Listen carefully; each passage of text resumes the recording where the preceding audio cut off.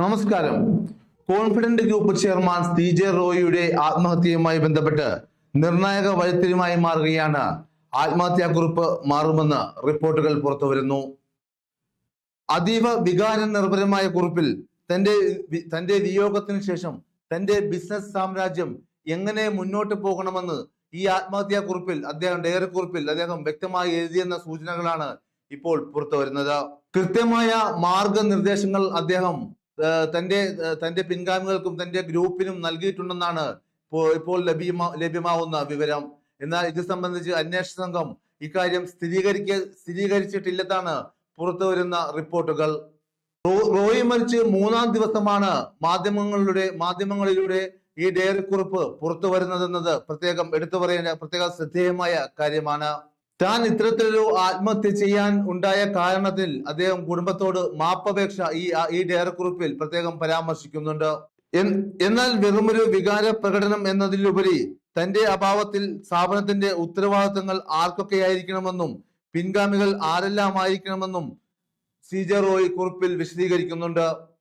വർഷങ്ങളായി കോൺഫിഡന്റ് ഗ്രൂപ്പിനൊപ്പം വിശ്വസ്തരായി നിൽക്കുന്ന ജീവനക്കാരെയും ഉദ്യോഗസ്ഥരെയും തഴയരുതെന്ന് അദ്ദേഹം പ്രത്യേകമായി ആവശ്യപ്പെടുന്നുണ്ട്. അതുകൊണ്ട് തന്നെ വരും ദിവസങ്ങളിലും റോയിയുടെ ഈ ഡയറി കുറിപ്പ് വലിയ ചർച്ചകൾക്ക് വഴി തുറക്കുമെന്ന കാര്യത്തിൽ യാതൊരുവിധ സംശയമില്ല. ബിസിനസ് രംഗത്തെ തന്റെ വിജയത്തിന് പിന്നിൽ പ്രവർത്തിച്ചവരുടെ കഠിനാധ്വാനത്തെ കുറിപ്പിൽ റോയി നന്ദിയോടെ സ്മരിക്കുന്നുണ്ട്. ഇത് അന്വേഷണ സംഘത്തെ വല്ലാതെ കുഴക്കുന്നതായാണ് പുറത്തുവരുന്ന വിവരങ്ങൾ. സാമ്പത്തിക ഇടപാടുകളെ കുറിച്ചുള്ള കൃത്യമായ വിവരങ്ങളും റോയി തന്റെ കുറിപ്പിൽ പരാമർശിക്കുന്നുണ്ട്. തനിക്ക് ലഭിക്കാനുള്ള പണത്തെക്കുറിച്ചും നൽകാനുള്ളതിനെ കുറിച്ചും അദ്ദേഹം വിശദീകരിക്കുന്നുണ്ടെന്നാണ് സൂചന.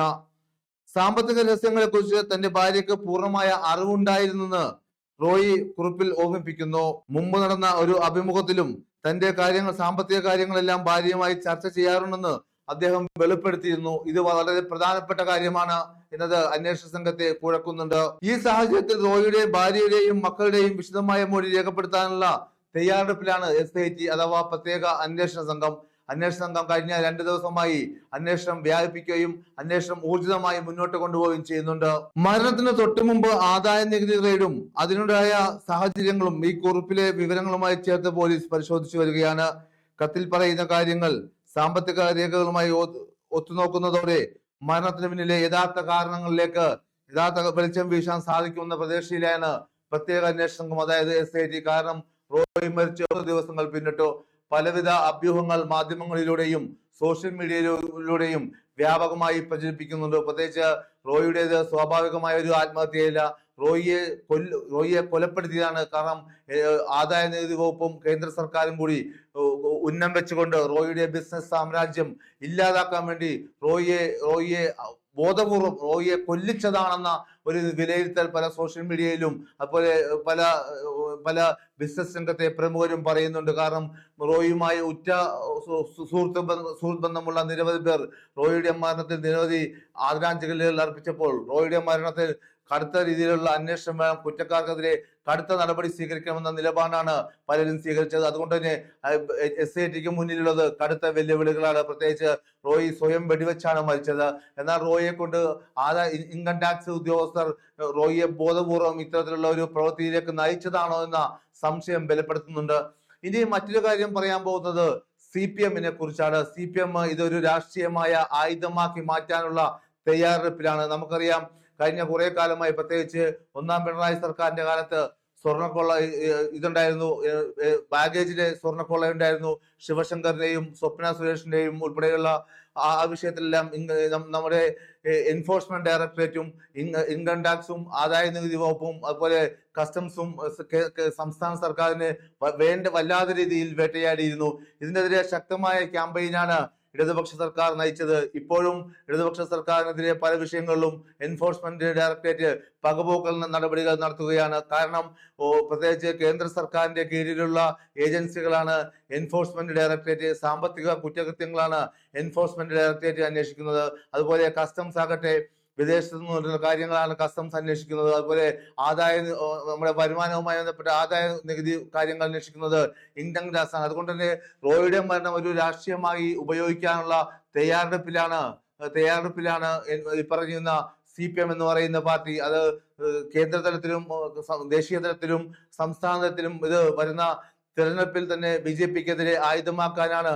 പ്രത്യേകിച്ച് BJP ആണ് കേന്ദ്രത്തിൽ ഭരിക്കുന്നത്. കഴിഞ്ഞ 3 തവണയായി BJP ആണ് കേന്ദ്രത്തിൽ അധികാരത്തിലേറുന്നത്. അതുകൊണ്ട് തന്നെ BJP-ക്കെതിരെ, പ്രത്യേകിച്ച് നരേന്ദ്രമോദി സർക്കാരിനെതിരെ ഇതൊരു പ്രചാരണ ആയുധമാക്കി മാറ്റാനാണ് BJP, പ്രത്യേകിച്ച് CPM, പ്രത്യേകിച്ച് ഇടതുപക്ഷം ശ്രമിക്കുന്നത്. കാരണം നമുക്കറിയാവുന്നതുപോലെ റോയിയുടെ മരണം ഒരു പ്രതിഭാശാലിയായ, വളരെ ഒട്ടനവധി കഴിവുള്ള ഒരു ബിസിനസ് സാമ്രാജ്യം വളരെ ചുരുങ്ങിയ കാലം കൊണ്ട് കെട്ടിപ്പടുത്ത അസാമാന്യമായ അഗ്രഗണ്യനായ ഒരു ബിസിനസ്മാനായിരുന്നു CJ റോയ്. അതുകൊണ്ട് തന്നെ റോയിയുടെ മരണം ഒരു സ്വാഭാവിക മരണമല്ല, റോയിയെ ആത്മഹത്യയിലേക്ക് ബോധപൂർവം തള്ളിവിട്ടതാണെന്ന ഒരു ആരോപണമാണ് CPM ഉയർത്തുന്നത്. അങ്ങനെയെങ്കിൽ ചില മരണങ്ങളും സ്വാഭാവികമായിട്ടും നമ്മൾ ചർച്ച ചെയ്യേണ്ടതുണ്ട്. CPM-ന്റെ ഭാഗത്തു നിന്നാണെങ്കിൽ കണ്ണൂർ ആന്തൂരിലെ സാജന്റെ മരണം നമുക്കറിയാം. അതിൽ CPM-ന്റെ സംസ്ഥാന സെക്രട്ടറി MV ഗോവിന്ദന്റെ ഭാര്യ ശ്യാമളക്കെതിരെ ആരോപണം ഉയർന്നിരുന്നു. അന്ന് എന്തുകൊണ്ട് CPM ഇത്തരത്തിലുള്ള നിലപാടെടുത്തില്ല എന്ന ചോദ്യം പ്രധാനമാണ്. അതുപോലെ കണ്ണൂരിൽ നിന്നുള്ള നവീൻ ബാബുവിന്റെ മരണത്തിൽ PP ദിവ്യക്കെതിരെ എന്തുകൊണ്ട് പാർട്ടി കഠിനമായ ശക്തമായ നടപടി എടുത്തില്ല എന്നതും ശ്രദ്ധേയമാണ്. അതുപോലെ ഞാൻ വേറെ പറയുകയാണെങ്കിൽ നവീൻ ബാബുവിനെതിരെയും അതുപോലെ ഈ പറഞ്ഞ ആന്തൂരിലെ സാജന്റെ ആത്മഹത്യയിലും മരണത്തിലും CPM-ന് ഉത്തരവാദിത്തമുണ്ട്. കാരണം അതിൽ നിന്ന് ഒളിച്ചോടാൻ CPM-ന് കഴിയില്ല എന്നതും ശ്രദ്ധേയമാണ്. ഇനി മറ്റൊരു കാര്യം കൂടി പറയുകയാണെങ്കിൽ, സാബു എം ജേക്കബ് എന്ന് പറയുന്ന കിഴക്കമ്പലത്തെ കിറ്റക്സിന്റെ ഉടമയായ സാബു എം ജേക്കബിന്റെ കാര്യം നമുക്കറിയാം. സാബു എം ജേക്കബ് കഴിഞ്ഞ ഒരാഴ്ച മുമ്പാണ് BJP-യിൽ ചേർന്നത്. അദ്ദേഹത്തിന്റെ പാർട്ടിയായ 2020 BJP-യിൽ ലയിക്കുകയും ചെയ്തു. അപ്പൊ സാബു എം ജേക്കബ് പാർട്ടി വിടാനുള്ള കാരണമായിട്ട് പറയപ്പെട്ടത് എൻഫോഴ്സ്മെന്റ് ED-യുടെ അന്വേഷണം തനിക്കെതിരെ വരുന്നു. അപ്പൊ സ്വാഭാവികമായിട്ടും LDF-ൽ നിന്നും UDF-ൽ നിന്നും തനിക്ക് വേണ്ടത്ര പിന്തുണ കിട്ടില്ല. അതുകൊണ്ടാണ് താൻ NDA-യിലേക്ക് മാറാൻ പോകുന്നത് എന്ന തരത്തിലുള്ള വാർത്തകൾ മലയാളത്തിലെ ചില പ്രമുഖ വാർത്താ ചാനലുകളും പത്രങ്ങളും വാർത്ത വന്നിരുന്നു. എന്നാൽ സാബു എം ജേക്കബ് ഇത് കൃത്യമായി നിഷേധിച്ചു. ഈ വാർത്ത ആദ്യം റിപ്പോർട്ട് ചെയ്ത റിപ്പോർട്ടർ ചാനലിന് 250 കോടി രൂപയുടെ മാനനഷ്ട കേസാണ് സാബു എം ജേക്കബ് ഫയൽ ചെയ്തത്. എന്തായാലും വരും ദിവസങ്ങളിലും റോയിയുടെ ആത്മഹത്യയുമായി ബന്ധപ്പെട്ടുള്ള കൂടുതൽ കാര്യങ്ങൾ പുറത്താകുമെന്ന് തന്നെയാണ് വിവരം. എന്തായാലും സ്വാഭാവികമായിട്ടും ഇതൊരു നിസ്സാര കേസല്ല. റോയിയെ പോലെ ഒരു കോടികളുടെ ആസ്തിയുള്ള ഒരു വ്യക്തിയാണ് റോയ്. അതുകൊണ്ട് തന്നെ റോയിയുടെ മരണം ഒരു അസ്വാഭാവിക മരണമായി തന്നെയാണ് പ്രത്യേക അന്വേഷണ സംഘം അന്വേഷിക്കുന്നത്.